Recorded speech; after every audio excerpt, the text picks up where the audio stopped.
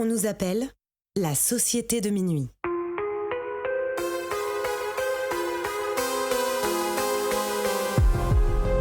Séparément, on pourrait croire que nous sommes tous très différents les uns des autres. Nos passions, nos vies et nos histoires sont différentes. Nous ne fréquentons pas les mêmes écoles, ni les mêmes quartiers. La seule chose qui nous réunit, c'est d'avoir touché du doigt le surnaturel. Nous avons alors décidé de nous rassembler pour partager nos peurs, nos histoires bizarres et effrayantes. Les uns après les autres, nous reviendrons au cœur de nos angoissants souvenirs, aux frontières du paranormal.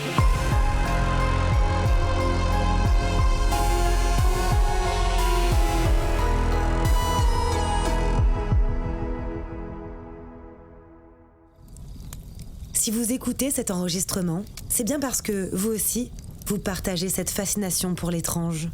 Vous êtes les bienvenus, mais attention, préparez-vous à sortir de votre zone de confort, car les histoires que vous allez entendre se sont bel et bien produites. Quand Seth emménage dans son nouvel appartement d'étudiant, il s'y passe des choses de plus en plus étranges. D'après sa voisine, personne n'y est jamais resté bien longtemps. Et il va très vite découvrir pourquoi. Cette histoire s'intitule «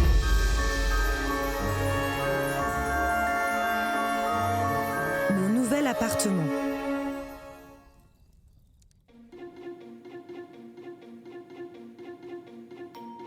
Mon histoire commence quand je suis arrivé à Nancy. Donc de base, je suis pas originaire de cette ville, mais pour les études, il fallait que je bouge dans une ville où il y avait une fac. Et à l'époque, j'étais en couple et la personne avec qui j'étais voulait être prof. Et il y avait que Nancy qui proposait la spécialité pour être prof dans la licence de langue étrangère. Et vu que je voulais être en langue étrangère aussi, on devait vivre ensemble. Du coup, j'ai rompu avec cette personne avant, mais je suis quand même venu à Nancy parce que j'avais besoin d'un renouveau. Ça faisait 18 ans que j'étais 18-19 ans que j'étais dans la même ville, là où j'étais né. Et j'avais besoin d'être dans un endroit où j'avais plus de repères, que je connaissais plus rien, et un peu faire page blanche pour reprendre tout. Du coup, je commence à chercher des appartements. J'y vais un peu à la légère parce que je me dis que j'ai le temps. Et j'ai mon père qui me met vachement la pression et qui me dit faut que tu cherches, faut que tu cherches, faut que tu cherches. Et je lui dis non mais papa, on est qu'en mai, calmons-nous parce que de toute façon la plupart des étudiants partiront en juin, juillet et moi j'arrive qu'en septembre. Au final, je trouve un appart qui est dans mon budget, qui est plutôt spacieux. C'est un 30 mètres carrés, qui est placé en plein centre-ville, qui est meublé. Et ça, c'était quelque chose de très bénéfique pour moi parce que comme j'avais 2 heures de route, faire un déménagement avec plein de meubles, c'était pas pratique. Du coup, je décide de répondre à l'annonce et je n'ai aucune réponse. Du coup, j'essaye de renvoyer un message, cette fois-ci sur le téléphone directement de la propriétaire qui avait laissé son numéro. Et donc là, cette fois, j'ai une réponse et elle me propose de faire une visite. Donc encore une fois, je suis pas de Nancy, donc c'est compliqué. Je m'arrange avec mon père pour qu'on fasse une visite. Et donc on arrive le jour J. Bon, à ce moment-là, je connaissais pas la ville et ce que je comprendrai plus tard, c'est que le centre-ville de Nancy, il y a beaucoup d'appartements avec des architectures très bizarres. Il y a des fois, c'est des couloirs qu'il faut monter avec des escaliers dehors, des cours intérieurs, puis des escaliers à remonter avant d'être dans les appartements. Enfin, j'avais pas vu ça dans beaucoup d'autres villes avant. Et du coup, j'arrive et je me rappelle que la première réaction que j'ai quand elle m'ouvre la porte d'entrée, c'est de me retourner vers mon père et me dire « Oula, dans quoi on débarque ?» Parce que c'est juste un immense couloir blanc, assez sale et on voit qu'il a vécu. Tout le sol, c'est de la pierre qui est fissurée un peu et l'allée est très étroite. C'est-à-dire qu'à deux, on ne passe pas dans l'allée, il faut se mettre l'un derrière l'autre pour passer. Et au fond, il y a une porte qui est fermée. Et après, on commence à deviner des escaliers sur le côté. Donc du coup, on suit la propriétaire. Et une fois qu'on sort de ce couloir, il y a un parallèle qui est très intéressant parce que la cage d'escalier est en extérieur. Et par contre, là, c'est super beau. C'est-à-dire que tout est en bois, les escaliers sont en bois, ça fait un escalier en colimaçon qui remonte et tout. Et du coup, tout l'escalier est en extérieur, dehors, mais protégé par une espèce d'immense haie de bois qui vraiment clôture. Et il y a une mini cour intérieure avec un petit banc. Donc je me retourne vers mon père en me disant « Oula, mais entre le couloir d'entrée et là, on est sur 2 salles, 2 ambiances. » Et du coup, moi, j'apprends que je suis au dernier étage. Donc j'arrive chez moi, soit c'était pas encore chez moi, mais qui sera mon futur chez moi. Je fais la visite d'appartement, qui va assez vite parce que c'est un 30 mètres carrés et que c'est seulement un 2 pièces, donc la salle de bain est séparée. Et sinon, toute la cuisine, pièce à vivre, est au même endroit. C'est hyper moderne, hyper propre, ça me convient vraiment, c'est beaucoup plus grand que ce que je pensais. Je dis à mon père que l'appartement me plaît et du coup on en parle avec la propriétaire. Elle me dit qu'elle peut me le réserver pour juillet et que j'arrive qu'en août et du coup que je ne paierai pas le loyer de juillet, que je paierai qu'à partir d'août.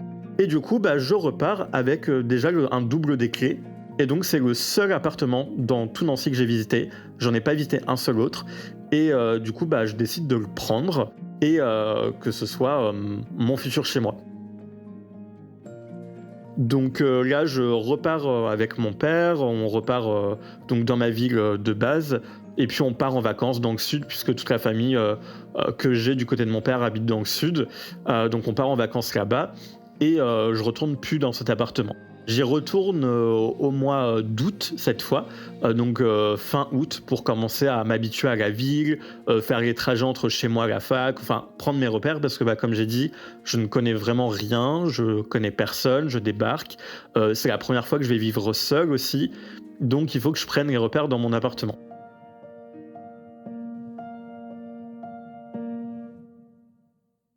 Au départ, je m'y sens très bien. Il n'y a pas vraiment de gros soucis à noter.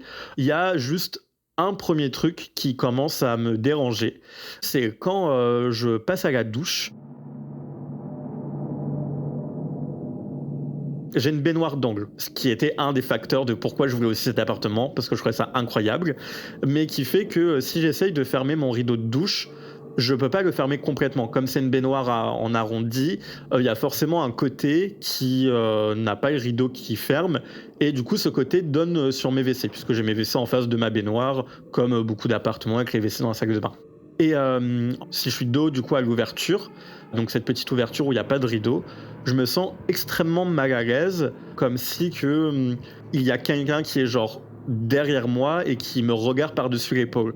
Ce genre de sensation, même quand on marche dans la rue et qu'il y a quelqu'un derrière nous et qu'on sent qu'il y a quelqu'un derrière nous, ça me le fait. Et au départ, je me dis que c'est rien et je combats un peu ce truc en faisant exprès de me tourner.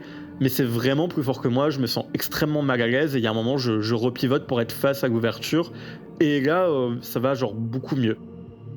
C'est un premier truc bizarre, mais pour le coup, j'y prête vraiment pas attention. En plus, là, j'ai pas du tout la tête à me dire qu'il peut se passer des trucs paranormaux. Et puis, je me dis, tu viens d'emménager, t'habites tout seul. C'est peut-être le fait d'être seul dans un appartement, ce qui t'est jamais arrivé, qui te met mal. T'as plus tendance à angoisser au moindre bruit, etc. Donc, t'inquiète pas, de toute façon, le reste de l'appart est plutôt cool. Donc il se passe plusieurs mois, tout se passe bien, mais j'ai toujours ce truc de la salle de bain qui même devient de plus en plus fort, avec un malaise de plus en plus constant. Jusqu'au moment où du coup je réapprends à connaître quelqu'un dans ma vie pour partager un peu un bout de chemin avec, etc. Quand je suis chez lui, je me sens très bien, et puis quand je reviens chez moi, je commence à me sentir de plus en plus mal, mais sans réelle explication. Et puis du coup, il y a un moment qui est le premier facteur un peu décisif où je vais me dire ok, il commence à y avoir quelque chose de potentiellement bizarre. Donc c'est l'après-nuit. Je suis en train de dormir.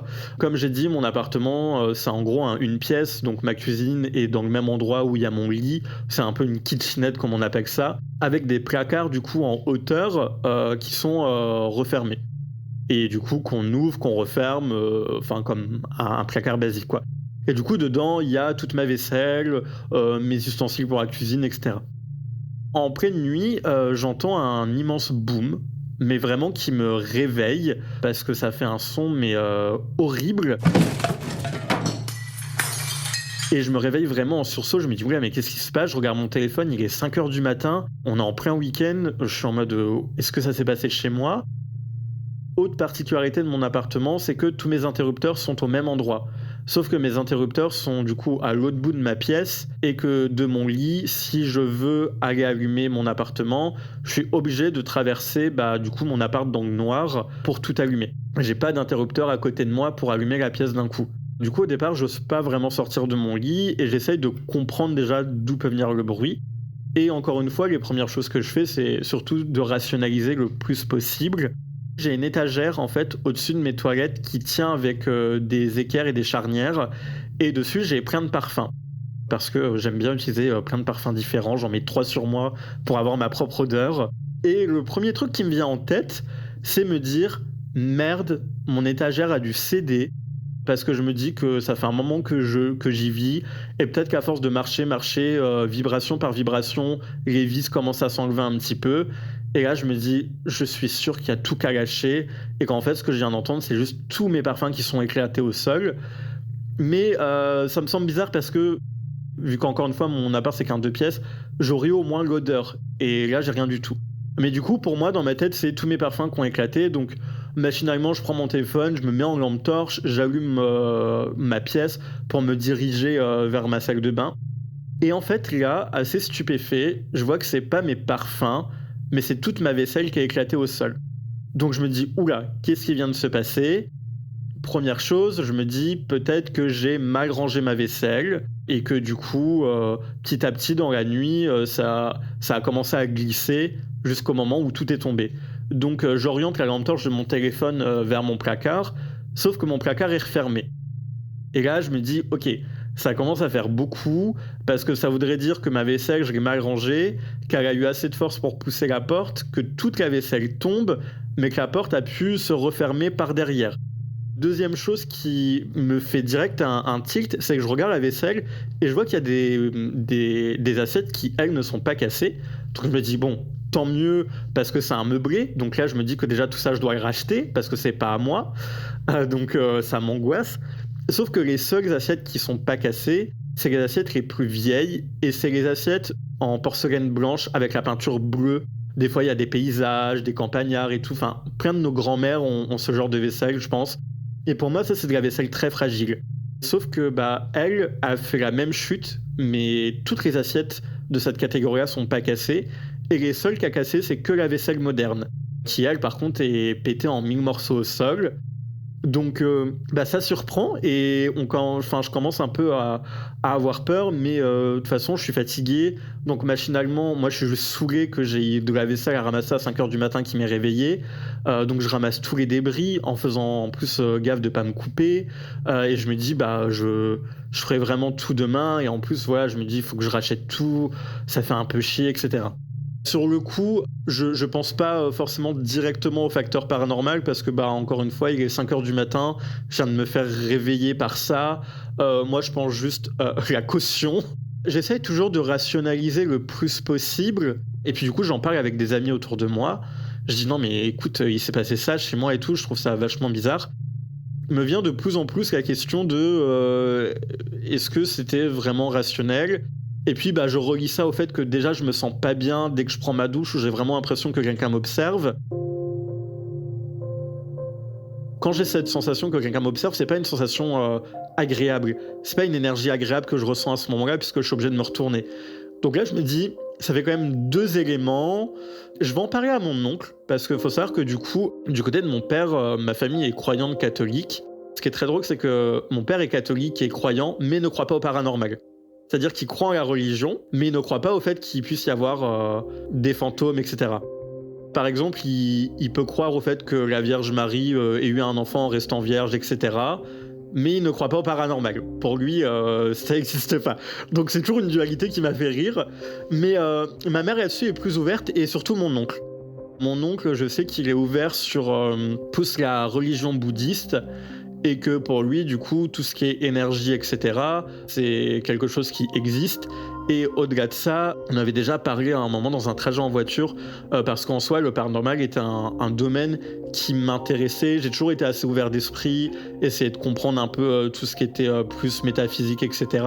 Et du coup, il m'avait déjà dit, écoute, j'en parle pas forcément à tout le monde, mais oui, j'ai ce truc de pouvoir ressentir et voir les énergies. Donc je les vois pas aussi distinctement que je te vois toi, mais je peux les voir. Donc mon réflexe quand il m'arrive ça, c'est du coup d'en parler à mon oncle pour avoir son avis. Donc je lui explique déjà le processus de la salle de bain, plus ce qui se passe avec ma vaisselle, etc. Il me dit, écoute, c'est pas forcément une entité, mais ça peut être des énergies. C'est-à-dire que les énergies, ça traverse les murs, etc. Tu me dis que tu as ton voisin qui est collé à toi, ça peut très bien venir de chez lui. Ça peut être les gens qui viennent chez toi, qui laissent quelque chose chez toi et tu ne t'es pas débarrassé. Donc, essaye de purifier un peu ton appartement et vois si ça va mieux. Donc il me donne des conseils pour purifier parce que, alors moi j'y connais strictement rien, hein, si ça ne tenait qu'à moi j'aurais juste mis du sel sur le pas de mes portes et puis ça serait arrêté là. Il me donne des conseils, je les applique et là il va se passer un autre facteur qui va commencer à être très déterminant pour moi, me dire ok il y a vraiment quelque chose. Mon socle, c'est un espèce de parquet très moderne. Donc c'est pas le vieux parquet en bois qui craque, etc. C'est vraiment le parquet moderne très brun, très clair, où on dirait presque du lino en fait, tellement c'est fin. Et pendant que je vais purifier mon appartement, je vais me couper au moins 3 fois le pied en marchant chez moi, alors qu'il y a strictement rien qui pourrait faire que on peut me couper. Je passe un coup de balai après au sol pour voir. Je ne ramasse même pas de la poussière. Il y a aucun débris. Je regarde sur mon pied, j'ai pas un bout de verre qui est planté. Et là, je me dis, ok, c'est très bizarre parce que je me coupe le pied en marchant, c'est pas extraordinaire en soi. Mais si vraiment il y avait quelque chose de coupant, je l'aurais ramassé avec mon balai ou je l'aurais vu sur mon pied. Et là, j'ai juste vraiment le pied qui se coupe à 3 entailles différentes. Donc pas très profond, mais quand même où je suis coupé. Et là, je commence vraiment à paniquer parce que je me dis, je pense commence à y avoir quelque chose chez moi et c'est pas quelque chose qui me veut du bien, visiblement, parce que c'est des attaques directes. La vaisselle, on me coupe le pied, etc. Mais j'ai pas d'autre issue en fait à ce moment-là, donc je reste quand même encore chez moi. Et j'ai une conversation qui va arriver quelques semaines après avec ma voisine, parce que alors, du coup mon appartement c'est un ancien duplex coupé en deux, et moi j'ai la partie mezzanine et ma voisine a la partie du bas. Mais ce qui fait qu'on est extrêmement proches.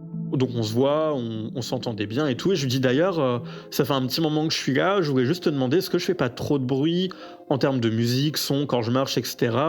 Parce que comme t'es collé à moi et que j'ai jamais eu vraiment vécu seul, je veux pas être un voisin dérangeant, quoi. Et elle me dit non, t'inquiète, juste quand tu montes les escaliers de chez toi, parce qu'il faut savoir que du coup, comme c'est un duplex et que j'ai la mezzanine, quand on ouvre ma porte d'entrée, on se retrouve directement face à des escaliers. Et elle me dit, quand tu montes tes escaliers, oui, j'entends, mais après, ça va. Et elle me dit une phrase qui va vraiment me marquer après tout ce qui m'est arrivé. Elle me dit, mais de toute façon, j'ai l'habitude, chez toi, ça change de propriétaire tous les ans. Il n'y a jamais quelqu'un qui est resté plus d'1 an dans ton appartement. Alors sur le coup quand elle me dit ça, je lui dis oui normal, genre il y a beaucoup d'étudiants et la plupart des étudiants on bouge vite, sauf que non c'est faux, enfin moi là pendant toutes mes études j'ai gardé le même appart, tous mes potes que je fréquente une fois qu'ils ont trouvé un appart cool, on reste dans le même appart parce qu'on sait que c'est une galère et du coup ce fameux appart tous les ans apparemment ça a changé de propriétaire quand même. Donc là je commence à me dire ok il commence à y avoir beaucoup plus d'éléments et donc je vais m'intéresser un peu plus au paranormal parce que pour moi, là, j'ai l'intime conviction qu'il y a quelque chose et que c'est plus rationnel, que ça sert à rien de voir tout rationaliser et d'accepter en fait qu'il y a des fois, il y a des choses qui sont hors de notre contrôle ou hors de notre pensée. Je vais faire un peu plus de recherche. J'ai des amis qui sont un peu plus penchés là-dessus, donc c'est le point positif. J'ai des gens avec qui en parler qui peuvent m'aider. Et j'ai une amie qui me dit, écoute, t'as purifié, ça n'a pas marché, mais si tu connais un peu le principe de tout ce qui est runes de protection et tout, tu peux essayer déjà d'en faire pour voir si ça change quelque chose. Et là, je me dis, ça c'est une super bonne idée parce qu'en fait, j'ai donc ma salle de bain qui est séparée de ma pièce à vivre par une porte, et sur cette porte, il y a de la peinture ardoise. Ma propriétaire qui a décidé de mettre de la peinture ardoise pour si on voulait noter des trucs et tout, ce qui était hyper pratique. Mais du coup, je me dis, avec ma craie, je peux dessiner ce que je veux. Donc, je peux essayer de claquer une rune de protection sur la porte dans mon appartement pour essayer de m'aider et de voir. J'ai mon ami qui vient, on fait la rune la plus forte. Donc, en fait, c'est une rune qui est composée d'un cercle grand, un cercle complet, il y a une croix dedans. Et dedans, il y a toutes les runes de protection, en fait, à dessiner, etc. Et tout est relié par des croisements, etc. Et normalement, c'est ce qu'il y a de plus fort. Et du coup, je vais faire un truc qui sera important pour le coup pour la suite. Mais sur le coup, pour moi, c'est juste pour rire. C'est que je prends une photo sur Snapchat, du coup. Et je l'envoie à une amie.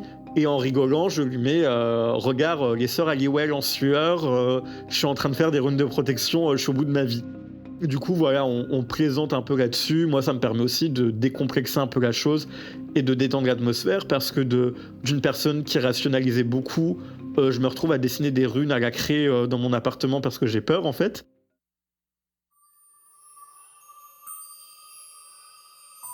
Une rune de protection, selon les croyances de chacun chacune, c'est un peu un sigle. Beaucoup de gens connaissent le symbole Bluetooth. Faut savoir que par exemple le symbole Bluetooth est inspiré des runes de protection. En fait, si on retire une barre sur la barre du bas qui fait le B sur le symbole Bluetooth, et ben on a une rune de protection qui est une des runes de protection primaires.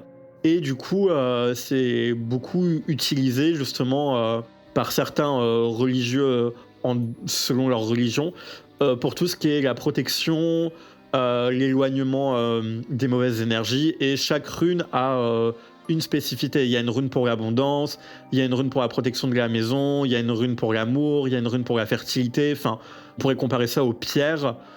Donc par exemple la pierre de lune, la métallite, ce genre de choses qui peuvent être des pierres de protection ou des pierres à effet. Les runes, c'est pareil. Vient la nuit, donc je vais dormir, etc.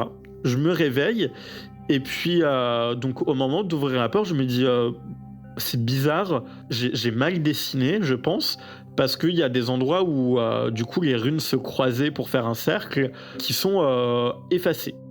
Et du coup, je me dis, peut-être que je me suis réveillé dans la nuit et quand j'ai appuyé sur la poignée pour ouvrir la porte, je me suis adossé à la porte. Vu que c'est de l'ardoise, j'ai dû effacer. Ou alors hier, j'ai pas fait gaffe et j'ai mal dessiné. Du coup, je demande à mon amie de me renvoyer la photo parce qu'en fait, elle avait screené ma blague où je dis les sœurs Halliwell en sueur parce qu'elle trouvait ça drôle et de m'envoyer la photo. Et là, sur la photo, je suis stupéfait parce que tout est complet. C'est-à-dire qu'il n'y a pas de manque. C'est-à-dire qu'avant que j'aille me coucher, la rune était complète. Il n'y avait rien d'effacé. Et du coup, pour moi, je me dis, t'as dû t'adosser, je sais pas, parce que je me rappelle pas du tout de m'être réveillé la nuit, mais t'as dû t'adosser et t'as effacé, tu t'en es pas rendu compte. C'est pas très grave. Redessine et voilà. Je rationalise au max en me disant, ok, la vaisselle, peut-être qu'il y a eu un truc ou peut-être que c'était toi, mais là, s'il y a des entités, est-ce qu'elles peuvent avoir la force de carrément effacer et tout ? Je me dis, techniquement, non, ça doit demander beaucoup trop d'énergie de faire ça, quand bien même elles peuvent exister. Je reprends ma craie quand même parce que cette rune me rassurait un peu, et je veux essayer de redessiner, et en fait, je n'y arrive pas. Et je me dis, c'est bizarre. Et c'est là que je me rends compte que c'est pas que la peinture ardoise est effacée, c'est que la peinture ardoise est enlevée. C'est-à-dire que c'est comme si qu'avec un bout d'ongle, on avait gratté à certains coins de la rune, et que du coup, en fait, je suis à même la porte, il n'y a plus de peinture ardoise à des endroits très précis de la rune, qui font que la rune ne pourra plus être redessinée complète dans sa circonférence, parce que du coup, il n'y a plus de peinture à ces endroits-là. Et donc là, pour moi, c'est la goutte de trop. J'ai vraiment très peur quand je commence à réaliser que c'est de la peinture enlevée et que dans ma tête, là, je me dis, te lever et avoir effacé par mégarde, oui.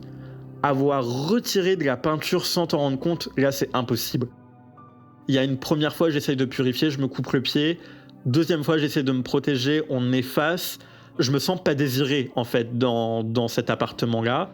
Du coup, j'envoie un message à mon ex-compagnon de l'époque et je lui demande est-ce que je peux venir chez toi. Et du coup, c'est comme ça que je vais commencer à vivre chez lui parce que là, il y avait vraiment trop de trucs dans mon appartement.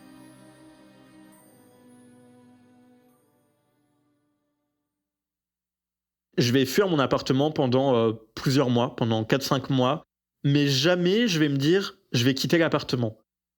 Je vais jamais avoir l'idée de déménager pour autant ou de me dire faut que j'aille trouver ailleurs. Et du coup, c'est très paradoxal parce que je me sens pas bien, mais pourtant il y a quelque chose qui me dit non, je vais pas partir. L'idée me vient même pas en tête. Juste du coup, je vais partir quelque temps.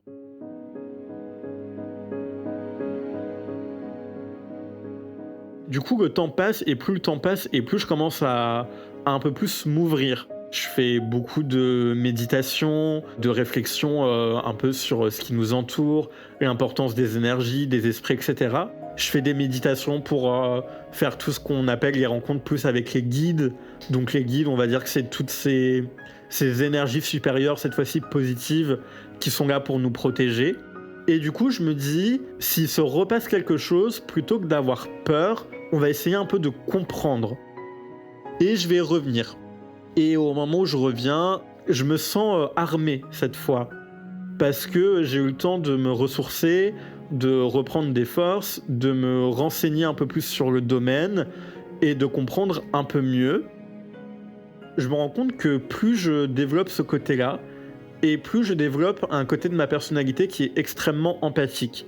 Donc au départ, j'avais une empathie pour les gens, ça je l'ai naturellement toujours eu, mais là elle devient vraiment de plus en plus forte, au point où des fois il y a des soirées auxquelles je suis invité maintenant que je suis obligé d'écourter, parce que je ressens tout le mal des gens que je ne connais pas, et j'ai juste l'impression d'être soudainement une éponge à émotions, de tout absorber, et de rien arriver à relâcher.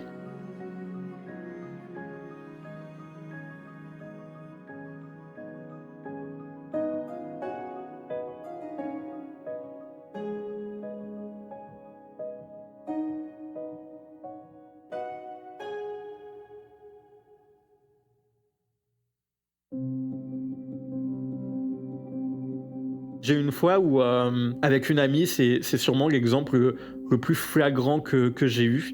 Donc, je dors, aucun souci. Je fais un rêve où, dans son rêve, elle m'envoie des messages et elle me dit ah là là, j'ai fait une connerie, je suis retourné voir mon ex, etc. J'aurais pas dû, je regrette, je me sens vraiment mal et tout. Enfin, beaucoup de sentiments de regret, de tristesse et tout. Et quand je me réveille de ce rêve, je regarde mon téléphone, il est à peu près 3h du matin. Et bizarrement, c'est un rêve qui me perturbe beaucoup. Donc j'attends le lendemain et je lui dis ouais écoute, j'aimerais bien qu'on parle. J'ai fait un rêve à propos de toi qui est très bizarre. J'ai rêvé que tu retournais voir ton ex hier, etc. Et là elle me dit pardon. Et je lui dis bah oui, j'ai fait ce rêve-là. Elle me dit mais comment tu sais? Je fais bah comment ça, comment je sais? Elle me dit bah hier je suis parti retourner voir mon ex et après je suis revenu dans ma voiture et j'étais vraiment pleine de regrets et je me disais pourquoi j'ai fait ça, j'aurais jamais dû le faire. Et du coup moi en fait tout ce qu'elle a ressenti à ce moment-là, je l'ai ressenti mais dans mon rêve, à distance, sans qu'elle m'en parle. Et en fait le moment où moi je me suis réveillé, c'était le moment où elle repartait de chez son ex en voiture. Donc en fait, on était synchro même là-dessus. Et j'ai une autre fois, une autre amie avec encore un ex, décidément, mes amis et mes ex et leurs ex n'ont aucune chance. On est en soirée et je sais que son ex est présent, mais la soirée se passe, moi je suis à l'autre bout. Et d'un coup, je vais vraiment pas bien et je me dis non, il faut que j'aille la voir. Donc je cours vers elle, elle est en train de parler avec son ex. Et là, juste, c'est très bizarre du coup, dit comme ça, je vais m'asseoir et je vais fermer les yeux et visualiser juste que je projette une barrière entre les deux. Je sais pas pourquoi j'ai cette démarche-là, j'ai jamais essayé de faire ce genre de choses, et pour moi ce genre de choses c'était un peu à la Harry Potter, pour ceux qui avaient un monde imaginaire dans la tête ou qui s'ennuyaient. Mais là tout se fait de manière très instinctive, et je commence à capter pas mal d'émotions. Et donc à la fin je vais voir mon amie, et elle me regarde, elle me dit t'as fait quelque chose, on est d'accord? Et je lui dis oui, je pense, si ça marchait. Elle me dit non, mais t'as fait quelque chose parce que je t'ai vu t'asseoir sur la chaise, et à partir du moment-là, je me suis senti soulagé d'un poids énorme. Et je lui dis écoute, j'ai visualisé vraiment une barrière entre toi et ton ex, et je lui explique ce que j'ai ressenti. Elle m'explique ce qu'il lui a raconté, et en fait ce que j'ai ressenti colle parfaitement avec ce qu'il lui racontait. Et donc là, c'est les premiers exemples d'empathie que j'ai qui sont vraiment très forts avec les gens proches de moi. Là, je commence à me dire, ok, il y a peut-être ce travail qui a été fait via la méditation qui me permet de développer une empathie un peu plus forte. Et c'est quelque chose auquel j'étais pas prêt. Parce que pour moi, c'était juste, voilà, entre amis, du coup, je peux un peu plus aider. Mais pour rappel, du coup, je suis toujours dans le même appartement où il se passe pas des choses très joyeuses. Je vais avoir de nouvelles expériences qui sont beaucoup moins réjouissantes que les premières.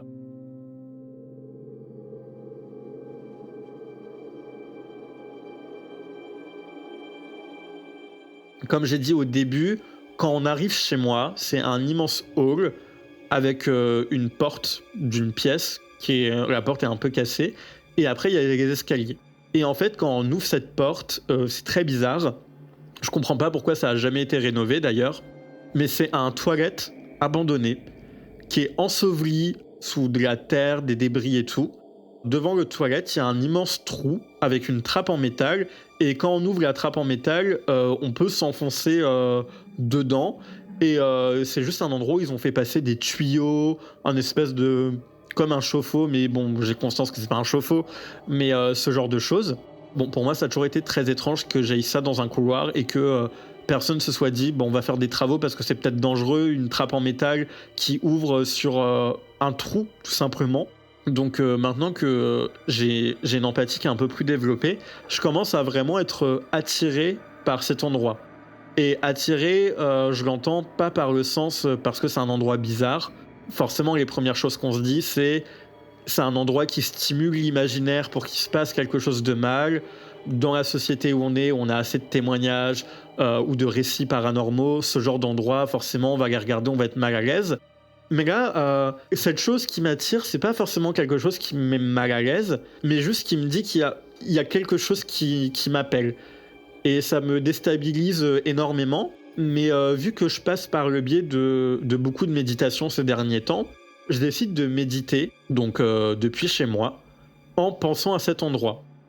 Et donc juste, je me visualise, marcher mes escaliers, descendre mes escaliers de dehors, petit à petit arriver à cette porte et passer dans la trappe.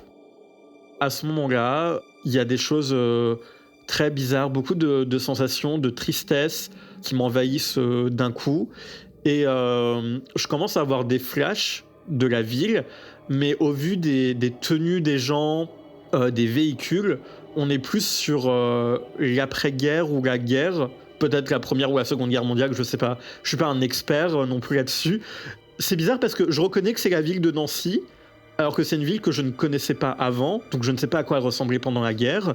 Je comprends que c'est ma rue, alors que bah du coup encore une fois comme on est très longtemps avant, bah sûrement que les rues ont dû changer maintenant et que c'était plus pareil. Mais en tout cas je reconnais que c'est des flashs que j'ai de chez moi. Et du coup je vois juste des gens passer dans la rue comme ça. Et puis d'un coup je me revois donc dans cette espèce de sous-sol. Et là je vois une femme qui tient sa fille qui est en pleurs, un homme qui dit juste au secours. Et après je vois juste deux yeux dans le noir. Ce visage se rapproche et là, je sais pas quoi faire parce que c'est un visage assez humanoïde, mais c'est une espèce d'entité qui a un sourire un peu clownesque avec des yeux renfermés, très noirs, le visage très creusé. Et puis, du coup, le reste de son corps, c'est vraiment juste un ovale avec des espèces de pattes d'araignée géantes. Enfin, je comprends pas trop. Et dans ma tête, je suis en méditation, mais je réfléchis quand même, et je me dis, oula, mais qu'est-ce que t'es en train d'imaginer ? Qu'est-ce que t'es en train de faire ? Sauf qu'il y a encore cet homme qui dit au secours derrière, donc je vois cet homme, et là, cette espèce d'entité se retourne vers eux et leur dit, vous ne bougez pas. Il se retourne vers moi, il se met vraiment à 1 centimètre de mon visage, il me dit, maintenant tu dégages. Et en fait, au moment où il me dit ça, j'ai mon visage qui se déforme sans que je puisse le contrôler. Donc j'ai mes dents qui ressortent, j'ai mon nez qui se contracte, j'ai mes yeux qui se contractent et je reviens d'un coup en moi. Je quitte l'état de méditation, j'ouvre les yeux d'un coup. C'est comme si j'avais reçu un choc, un électrochoc où quand on se brûle, il y a cette douleur très vive qui nous prend d'un coup.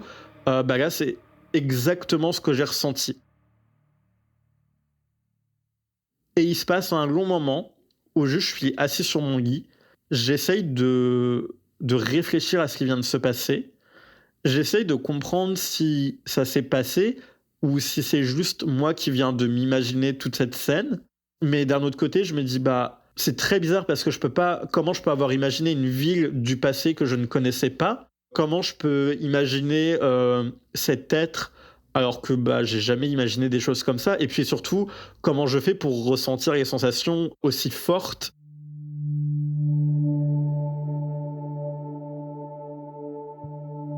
Vraiment, je pense qu'il y a au moins 1 heure, sans mentir, où juste je n'ose même pas bouger de mon lit parce que je crois que je suis vidé en plus de toute énergie. Pendant les prochains jours, je vais vraiment être une loque. J'aurai plus la force de sortir de chez moi, comme si que cette chose m'avait pompé entièrement. Et du coup, je décide de rappeler mes amis à la rescousse et d'en parler avec eux. Et j'ai une amie qui est pour le coup un peu plus poussée là-dessus et qui me dit si tu veux, je viens chez toi. Et moi, je vais regarder si je vois quelque chose parce que elle me dit qu'elle a la faculté de pouvoir percevoir ces choses-là dans notre monde à nous. Détail important, c'est que pour pas la biaiser, je lui dis voilà, j'ai vu ça et j'ai vu une entité qui était à mon avis très mauvaise, qui m'a dit de partir, mais je ne la lui décris pas physiquement en fait. Je lui dis pas ce que j'ai vu, je lui dis juste que c'est quelque chose que j'ai ressenti de très très mal. Et donc plusieurs jours après, elle vient chez moi, elle ouvre la porte du fameux truc, et vraiment elle se recule, elle fait oula. C'est la première réaction qu'elle a. Et moi je suis à côté, je fais qu'est-ce qu'il y a? Elle me dit non mais là dans le coin, t'as un truc qui est genre bien accroché au mur, qui est bien ancré dans les lieux. Et je lui dis mais comment ça? Et du coup là elle me dit je sais pas, t'as un espèce d'humanoïde avec des pattes d'araignée qui est coincé dans le mur et sa tête est très bizarre parce qu'il a un sourire un peu vraiment qui prend tout le visage avec plein de dents, les yeux renfoncés, qui est vraiment là et je pense que il veut pas partir d'ici en fait. Et là dans ma tête je me dis mais elle vient de décrire exactement ce que j'ai vu pendant ma méditation. Alors que, comme j'ai dit, je lui ai pas donné la description au préalable, exprès pour pas la biaiser, parce que j'étais encore quand même dans ce truc de rationalisation, alors que là, il n'y a plus rien de rationnel, on est bien d'accord, mais de me dire, peut-être que tu t'es imaginé tout dans ta tête, donc si tu en parles à ton ami, ne va pas lui refaire la description pour pas que inconsciemment elle voit la même chose. Sauf que là, elle voit bien exactement la même chose que moi j'ai vu. Et du coup, on a une conversation et elle me parle en fait du plan astral. Donc qui était quelque chose que je comprenais pas forcément, que je connaissais pas. Et donc elle me dit, voilà, dans le plan astral, t'as des énergies hautes, t'as des énergies basses, et c'est juste les énergies basses veulent aller dans le haut, sauf qu'elles sont tellement basses qu'elles ne peuvent pas, elles ne vibrent pas assez fort pour y aller. Et du coup, une des choses qu'elles peuvent faire, par contre, c'est se nourrir des autres énergies. Et du coup, je lui explique que moi, j'ai vu d'autres gens et tout. Et là, il me dit, écoute, moi, je pense que ces gens-là essayent de te faire des signes depuis un moment et que tu t'en rendais peut-être pas compte et que maintenant, tu es assez avancé pour pouvoir canaliser, du coup, sur ton biais de l'empathie, ce qu'ils ressentent. Parce qu'encore une fois, moi, c'est plus tout ce qui était ressenti, des appels à l'aide et du mal-être que j'ai. Et je pense qu'en fait, cette entité mauvaise que tu as perçue se nourrit en fait de leur énergie pour elle se maintenir. Et c'est pour ça qu'elle leur a dit vous restez et toi tu dégages. Parce que si tu commences à venir un peu foutre la merde dans son truc, peut-être qu'il est peut-être pas assez fort pour te combattre toi, plus les garder eux. Elle m'a expliqué que du coup, dans le bas astral, des fois, les entités ou les énergies, elles opèrent un truc, c'est changer leur apparence pour paraître beaucoup plus terrifiantes qu'elles ne le sont vraiment, pour un peu dissuader. C'est un peu ce qu'on peut voir chez plein d'animaux. C'est quand les insectes, notamment, il y a plein d'insectes qui ont ça, quand ils sont assez faibles, il y a des papillons qui ont ça, ils ont des têtes de serpent quand ils déploient leurs ailes ou des choses comme ça. Et c'est vraiment la dissuasion parce qu'on sait que sinon on n'est pas assez fort. Et donc, elle me dit, écoute, pour l'instant, c'est à toi de voir si tu te sens de les aider ou si tu veux laisser ou si juste tu veux faire un nettoyage complet, etc. Faudra que tu contactes des gens parce que ça, moi, par contre, je sais pas faire. Et du coup, elle me laisse. Et moi, je suis vraiment abasourdi par tout ce que je viens d'entendre. Je me dis, oula, alors si vous voulez de l'aide, qu'est-ce que vous attendez de moi? Qu'est-ce que je suis censé faire? Ok, maintenant j'ai compris que c'était vous. Mais et puis du coup me vient dans la tête, je me dis mais est-ce que tout ce que j'ai vécu dans mon appartement c'est eux? Est-ce que c'est eux qui ont essayé tant bien que mal de me contacter? Ou est-ce que c'est cette entité mauvaise? Parce qu'en soi on s'est quand même attaqué directement à moi, avec les coupures sur le pied, la vaisselle, etc., qui en fait essaye de faire partir les gens. J'ai jamais osé en parler à mes voisins. Donc je leur ai jamais demandé s'ils avaient vécu des choses très étranges parce que, étant donné que cette porte est au début de notre cage d'escalier, même le premier étage est juste au-dessus. Donc je sais pas si des gens autres que moi dans cet appartement ont vécu des choses étranges.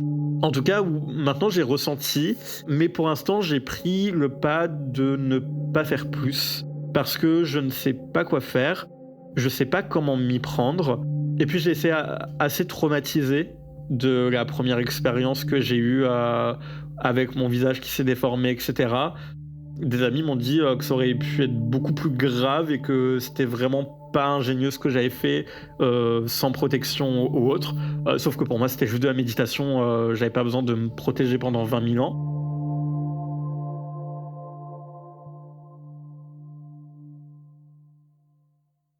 Toujours à l'heure actuelle, quand je passe, je ressens cette énergie.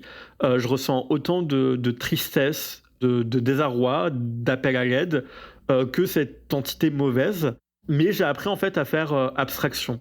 Il y a des moments où je me bloque complètement, je me ferme complètement à ça et je vais plus rien ressentir. Et il y a des fois, je vais être un peu plus à fleur de peau et dans ce cas, je vais beaucoup plus ressentir. Il y a une fois c'était drôle avec le recul, mais je pense que mon voisin m'a juste pris pour un taré parce que du coup, je descends les escaliers et donc quand j'arrive à la fin de l'escalier, la première chose qu'on voit, c'est cette porte. On voit pas directement le couloir, donc en fait, je ne voyais pas qu'il y avait mon voisin qui rentrait dans l'immeuble. Et je ressens vraiment la très très très mauvaise énergie et la tristesse, l'envie qu'on aide et tout. Mais je suis vraiment pas bien. Et juste, je vais avoir ce truc de me retourner vers la porte. Je vais la pointer du doigt et je vais faire alors là, non, par contre, pas aujourd'hui.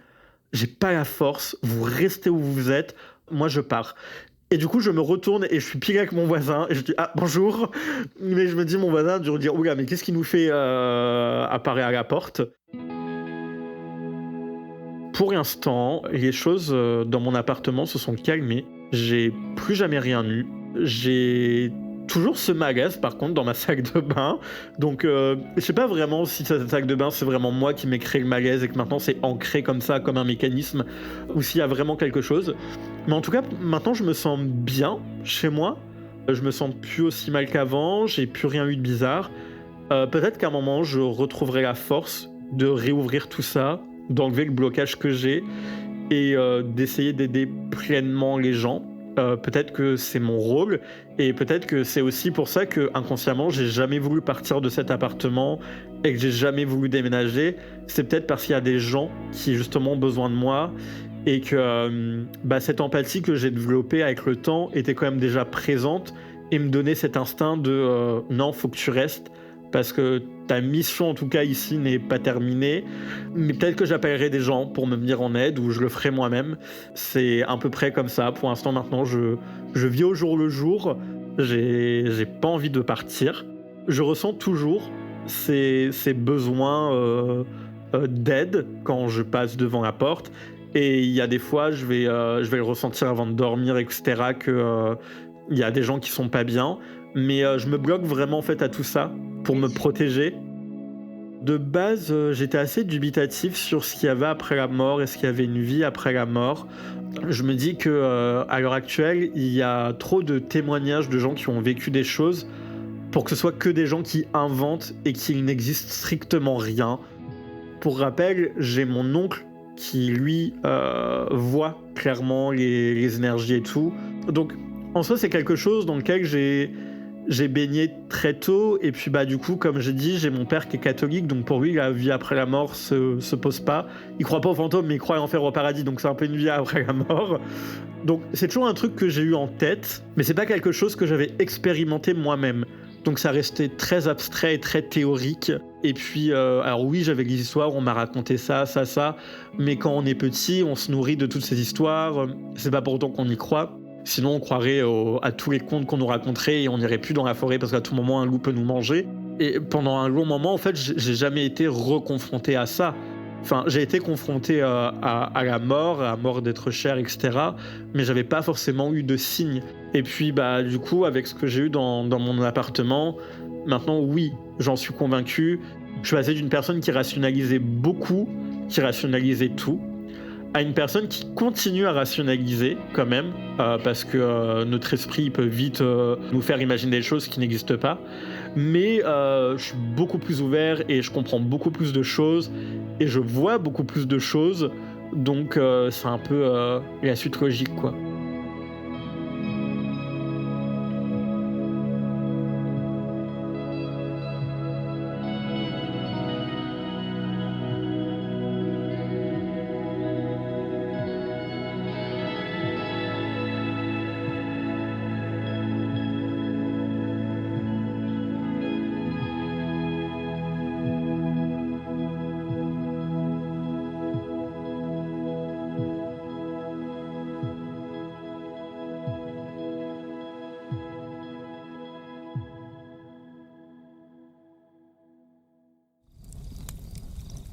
Vous êtes maintenant arrivé au bout de cette histoire.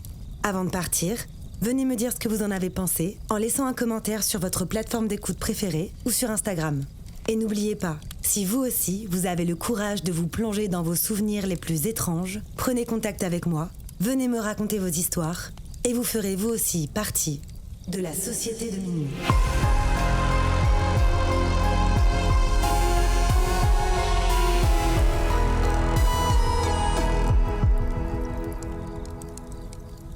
Ce podcast a été imaginé, réalisé et monté par votre hôte, Tatiana Benamou, mixé par Dimitri Benamou, et la musique du générique a été composée par Jérémy Marlon.